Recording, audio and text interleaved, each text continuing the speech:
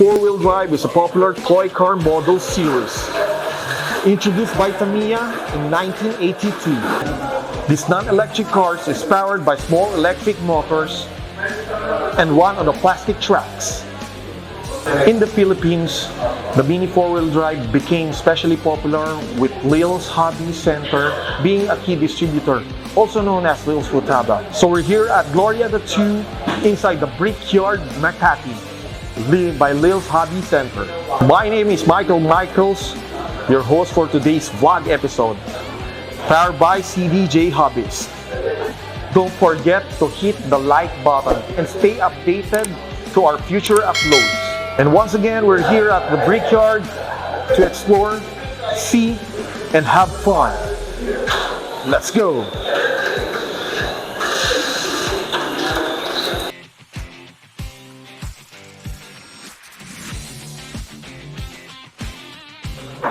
Pagkapasok pa lang natin dito, ang dami nating makikita. Meron na tayong nakita kagad na racetrack, and then meron ding workplace nila para sa mga players, and then meron din silang mga kits.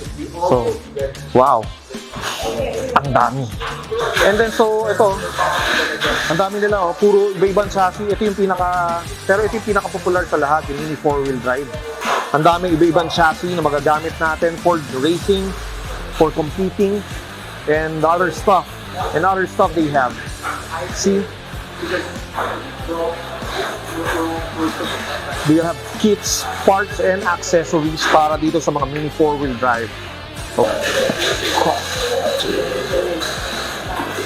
Familiar ba kayo dito, guys? Especially dun sa mga batang 90s ulit. Familiar ba kayo? Natatandaan niyo ba sila? Diba, ito yung unang-una, Magnum Saber and Sonic Saber.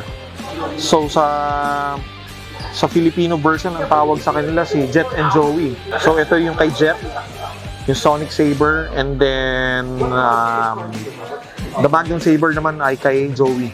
So pero parang si Joey yung pinakabida eh. Siya yung may malakas na malakas na kapangyarihan.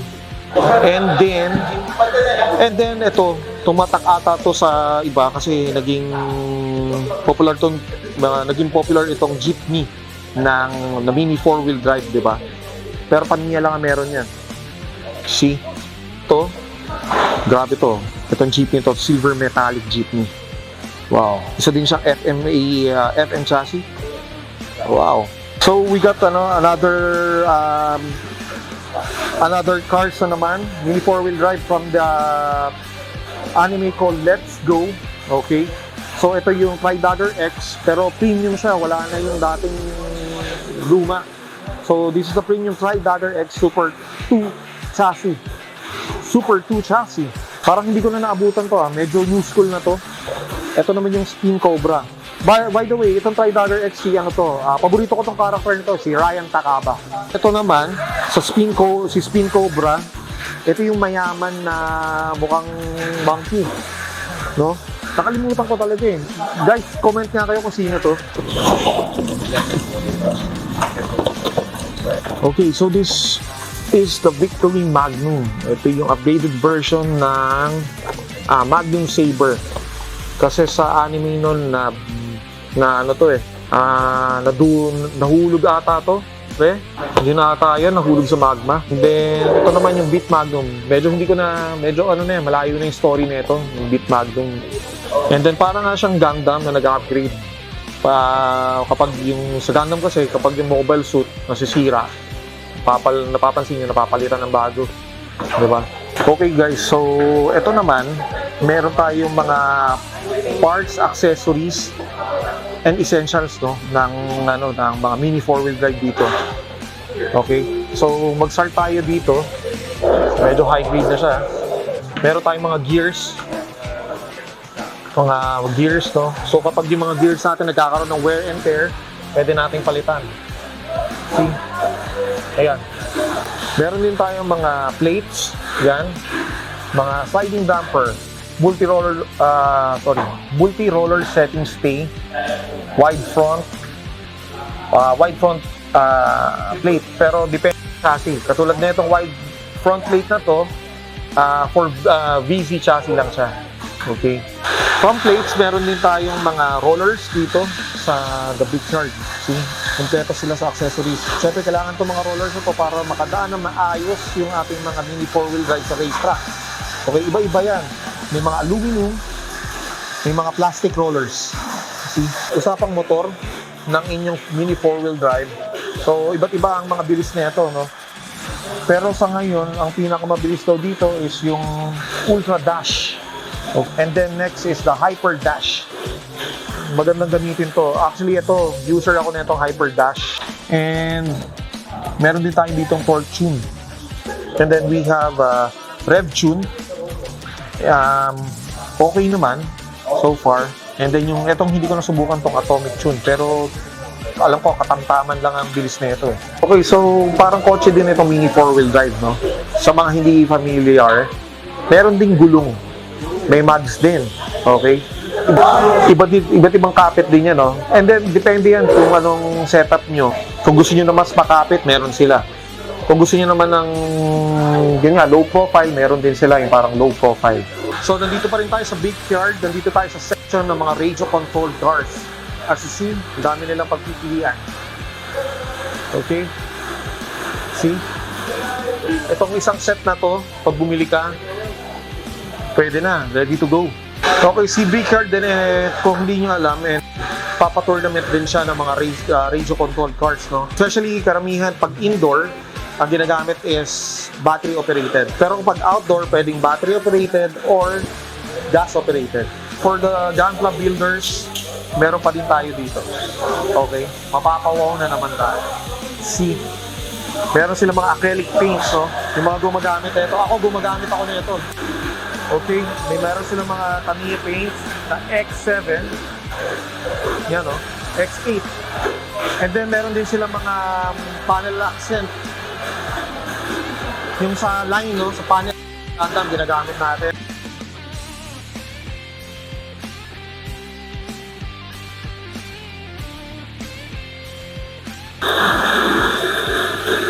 Okay, meron pala tayong isang hobbyist din ng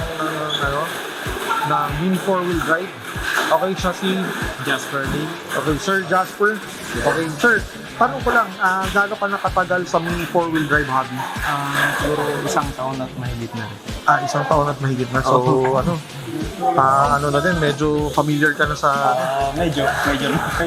Pagkatapos, palagi ka ba nandito sa Brickyard? The Brickyard? Tuwing bakante lang ako, siguro ma-weekend din. Sa weekend. Teka, ilang taon ka na ba? Ay, 33. Sumasali ka din ba sa mga racing tournament ng The Brickyard? Nag-leg na president ako kami. Okay. May mga times na nanalo ka na din? Wala pa, pero hanggang round 2 lang. Round 2? Pero ano yun talagang... Ano yun? Pinaghihirapan mo yun. Sir Jasper, familiar ka ba dati dun sa sikat na sikat to nung 90s yung Let's Go? Nanonood ka ba nung dati? Bata ka? In fact, naabutan ko yan at naglalaro ako ng medyo bumabalik yung memorya mo sa no? Yung napapanood yun. Mga kabataan mo. Yan yung nilalaro namin dati. Pero Sir Jasper, kasi grabe ilan yung tip mo dito? Ilan sila lahat? 5. 5. So ano ba, magkano ka na dyan? Talaga yun. Kahit figures lang. Para ngayon ako naka-50. Siguro all in all, pati yung mga nandun sa bahay na. Oo. Sige na. 20. Not. Dito nang laki na rin. Sabi for Kasi ako din dati.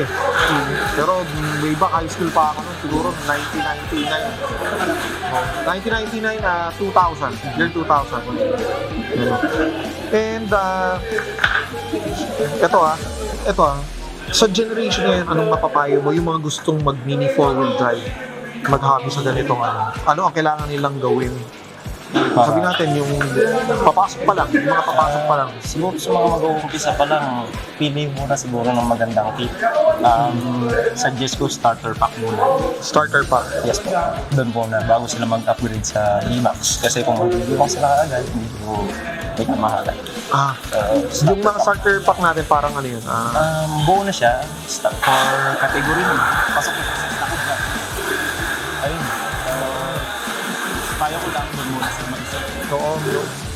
So guys, so dapat sa mga new generation na ano pa lang, daligin naman yung sinabi ni Sir Jasper na magsimula muna tayo sa starter pack, no?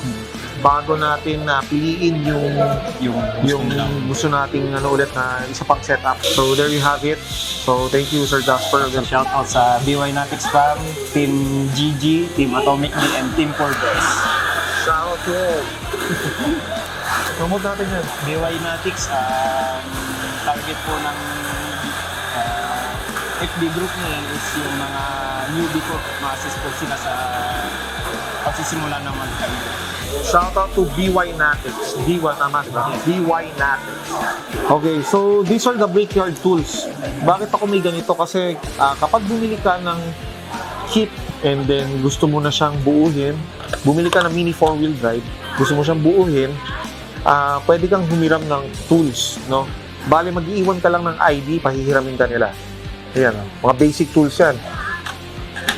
Merong cutter, screwdrivers, tweezer, para sa sticker, and cutter. Meron ding file, parang gantla. So, nandito naman tayo sa katabi ng The Brickyard, na sa kanila din to ang Lil's Hobby Center, no? It's a Futaba outlet, and this sa The Brickyard kasi racetrack ang makikita nyo, and mini 4-wheel drive, and then RC. Dito naman, madami kang makikita mga Tamiya products, iba-iba. So, tignan natin sa loob kung ano-ano ito.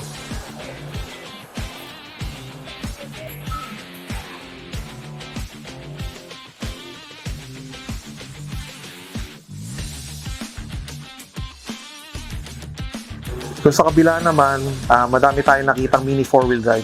Dito naman, madami kang makikitang mga iba't ibang tanks, no? Panahon ng World War II, yan, Vietnam War, nandito din, Tiger tank, yung mga anti-aircraft ng Germany, noon Russian heavy tank, Abrams tank ng US, Pershing tank ng US, dami. Ito yung Churchill Crocodile, nanda ko to sa UK ang nito. Nangalan nila kay Winston Churchill. Ayan, no? Meron din silang mga tools dito na pwede nating gamitin sa gunpla, no?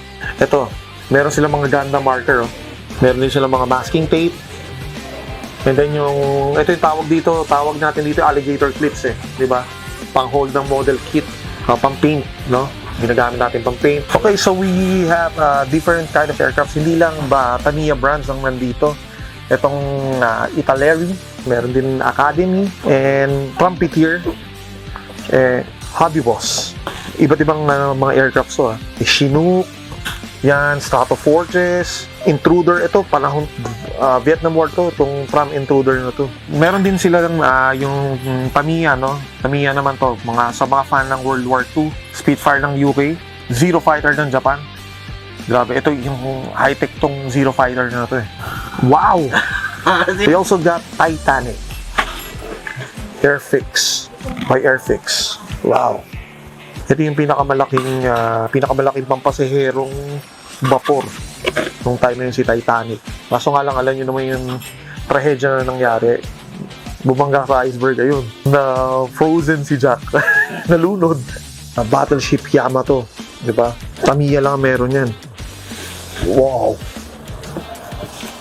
Ito isa sa pinakasikat na battleship. Actually, nagkaroon din ng anime na ito. Inspired lang na anime. Napakasaya dito sa The Brickyard and Lil's Hobby Center. Diba? Ano pang say mo? Nandito naman na lahat . So, sa hobby, wala ka masabi. From mini 4-wheel drive, RC, model kits ng mga tank, battleship, aircraft, nandito. And then, shoutout ulit kay, kay Ma'am Ella. Thank you. Kay Sir Jasper. Sa lahat ng mga subscriber namin, shoutout. If you love our videos, don't forget to hit the like button and subscribe now to CDJ Hobbies. And once again, it's time to say goodbye. My name is Michael Michaels, your host for today's vlog episode. Thank you so much. Thank you so much. Hasta